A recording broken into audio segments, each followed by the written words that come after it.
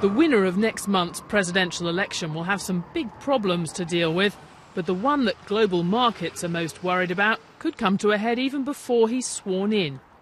It's what to do about America's massive budget deficit. The federal government will borrow more than $1 trillion this year, for the fourth year in a row. There are more big deficits forecast far out into the future.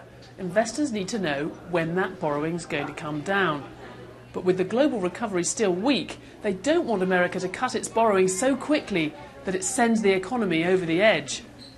Right now, that's exactly what it's on course to do. This is the fiscal cliff. Government borrowing now, and what would happen next year if more than $600 billion in temporary tax cuts and spending are allowed to expire. That's a 4% of GDP cut in the deficit in 1 year, 3 times the squeeze planned in the UK. That would put America back into recession and hit growth around the world.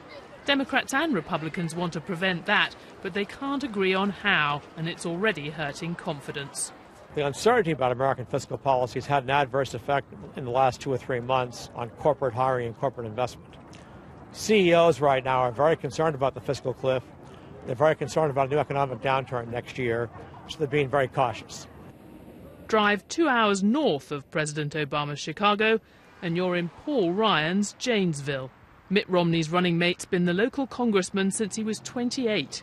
Everyone here knows Paul. I've known him most of his life. Joe Pregont employs 600 people here in Janesville, making specialised packaging for medical equipment. He likes Ryan's long-term plan to cut the deficit by squeezing government spending, not raising taxes. Any household budget, any business, small business, large business, you have to balance your budget or plan a budget to make a profit, whatever you're trying to do. But you cannot run a deficit and stay in business. Republican leaders don't want to see any increase in tax rates next year or any other year. But Democrats and many independent economists say higher taxes have to play a role because the spending cuts built into the Ryan plan just aren't plausible. Outside of social insurance programs, the so-called discretionary part of the budget would fall to the smallest amount as a share of the economy that we've seen since back to World War II. And since no cuts in defense spending is not going to be cut, that means that the rest of the budget would have to shrink very dramatically.